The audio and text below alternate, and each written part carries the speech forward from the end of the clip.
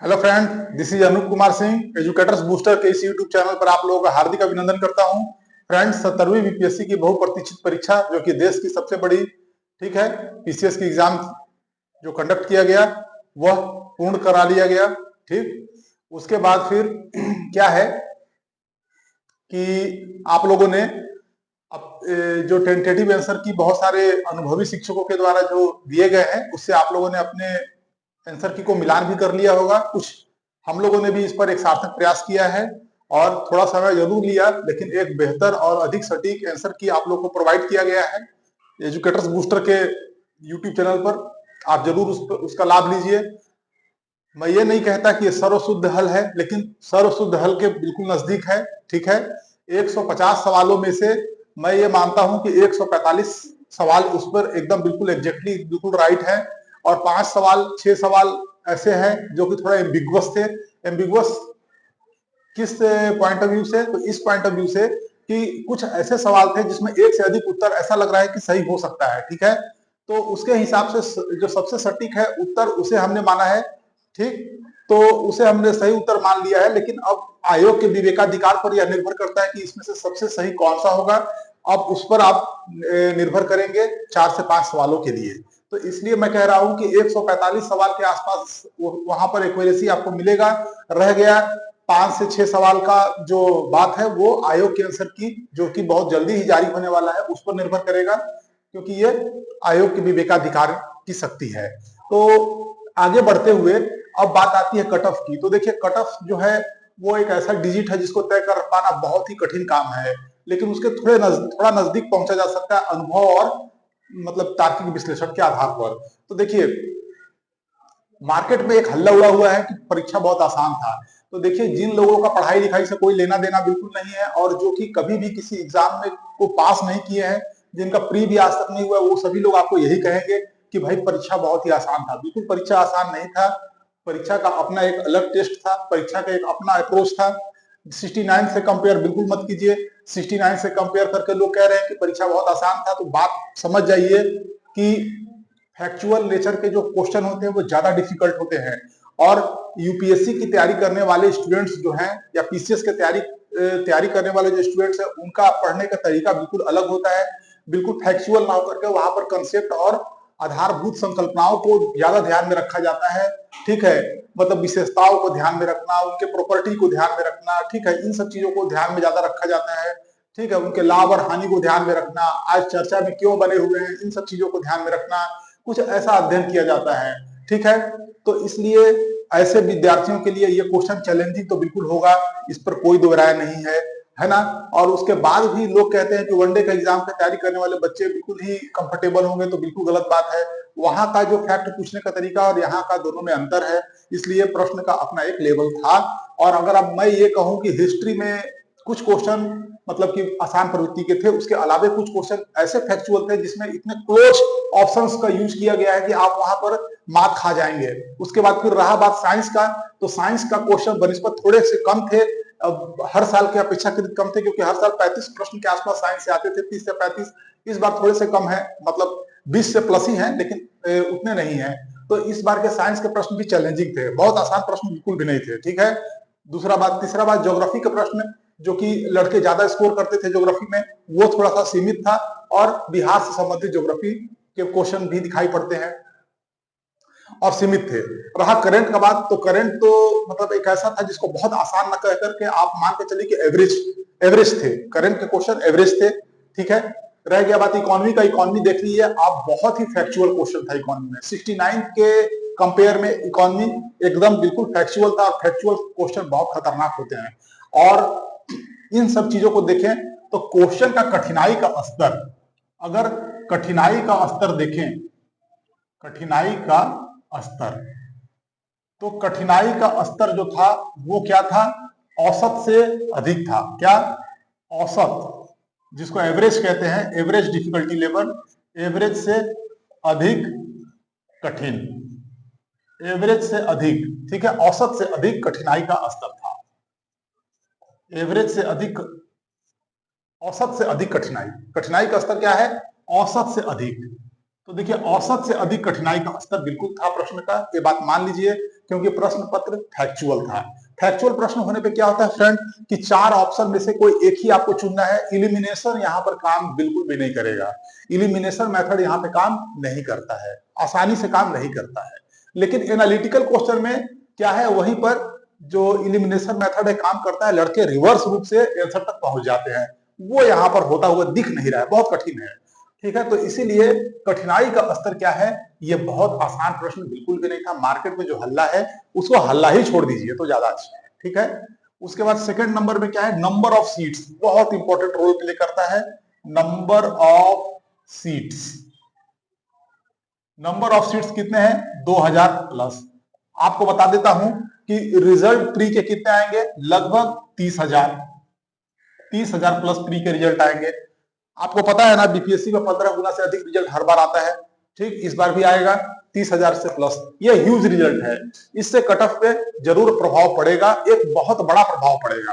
आपको एक बात याद दिला देता हूं मैं, ध्यान से, जो नए तैयारी करने वाले बच्चे विशेष रूप से समझ जाएं।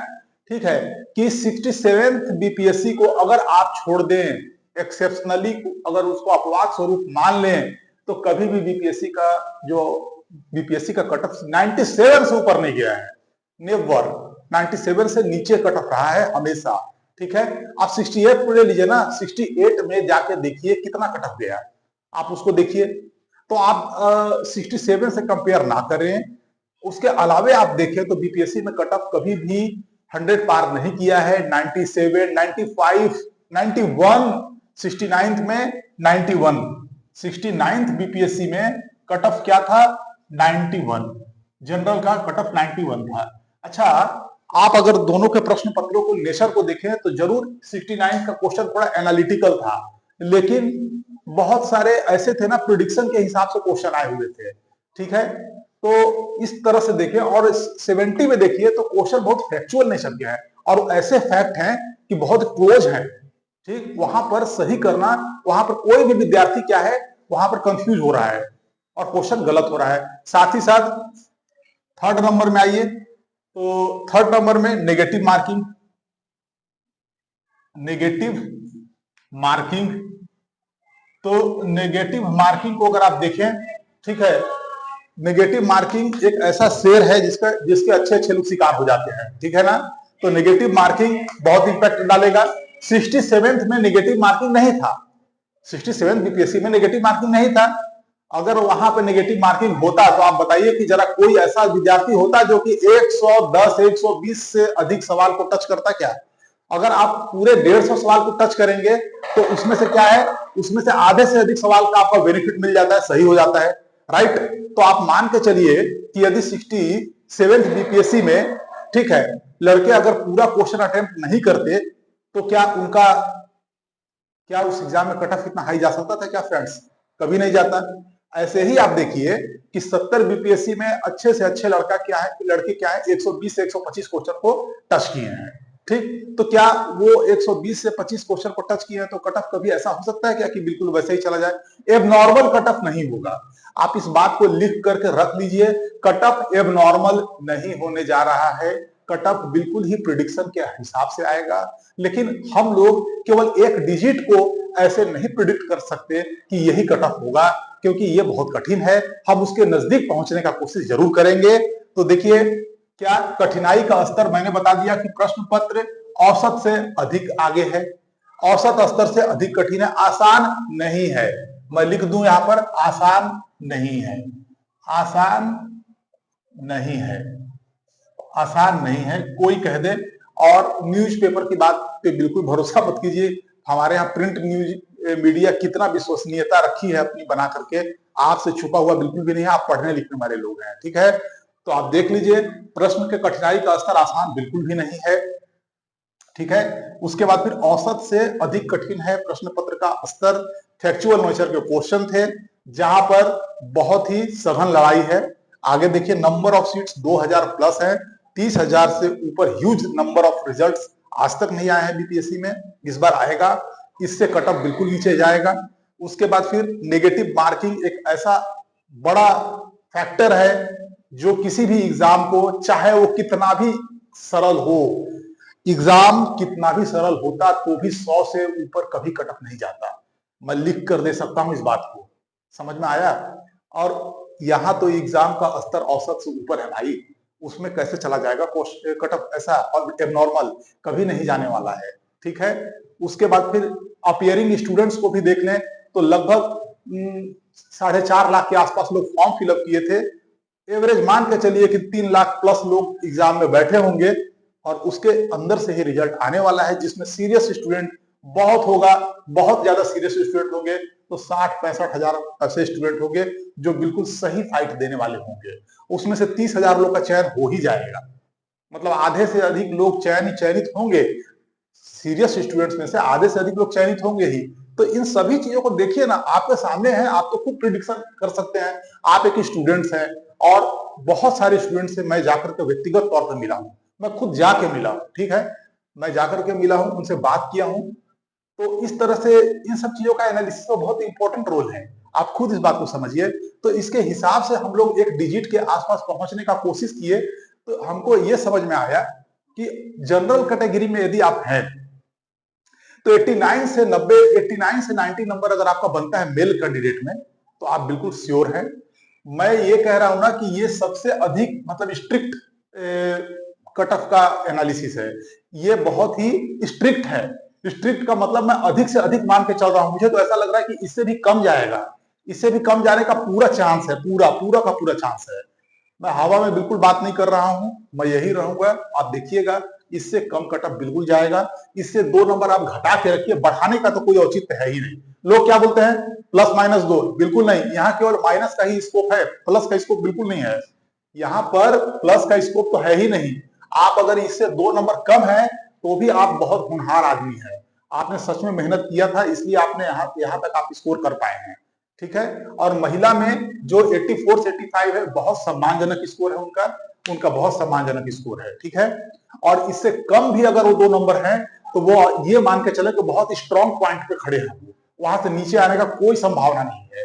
तो ये बहुत सेफ है, ठीक है। आप इससे कम भी है, इस पर इससे हैं अगर 2 नंबर, तो अपने आप को सुपर सेफ मान सकते हैं आप, और यहाँ है तो कोई प्रश्न ही नहीं है ना होने का।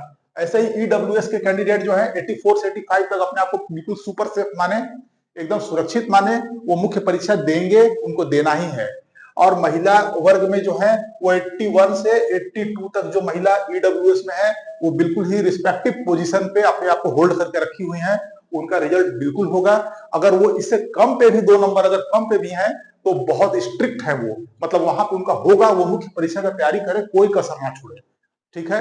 वैसे ही बीसी कैंडिडेट जो है 84 से 85 में, वो बहुत ही स्ट्रॉन्ग पॉइंट पे अपने आप को पाए, और ये मान के चले कि उनका बिल्कुल होगा। ये बहुत सम्मानजनक स्कोर है बीसी के लिए, बहुत सम्मानजनक स्कोर है, सफिशियंट, मोर देन सफिशियंट। महिलाएं जो है वो 80 से 81 पे है, एकदम सुरक्षित है, वो सुरक्षित है, वो उनको यहां से हिलाने का किसी में हिम्मत नहीं है, वो पास हो जाएंगी, आराम से पास होंगी वो।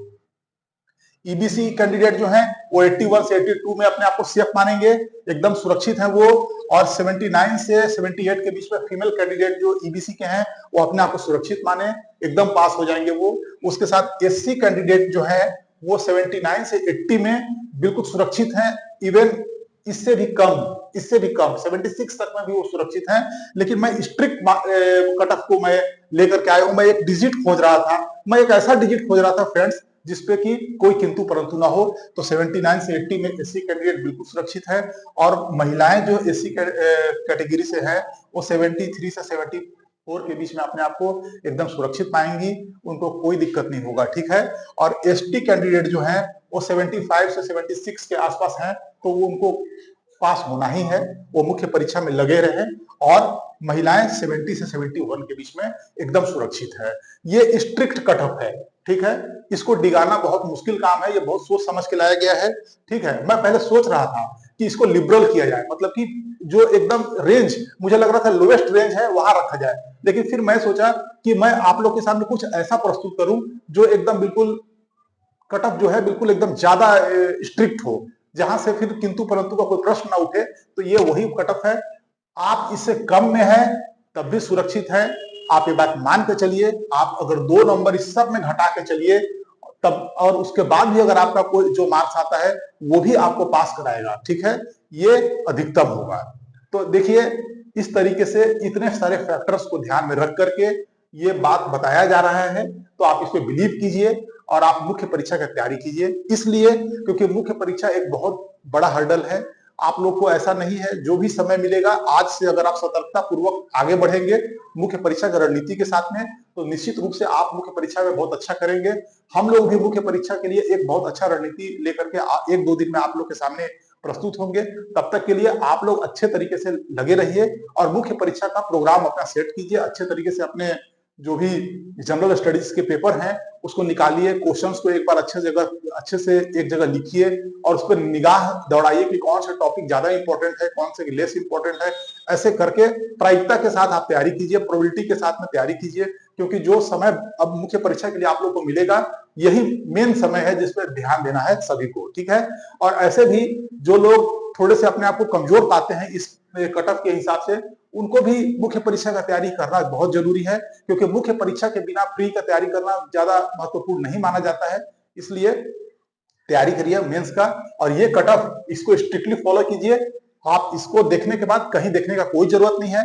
बार बार ये कट ऑफ का खेल है, ये बहुत समय बर्बाद कर देगा। अगर आप इसके नजदीक हैं, इसके 2 नंबर कम भी अगर आपका बनता है, तो आप अपने आप को मान के चलिए कि आपको मुख्य परीक्षा देना है, और इस विश्वास को अपने दिल के अंदर और दिमाग के अंदर बसा लीजिए, ठीक है।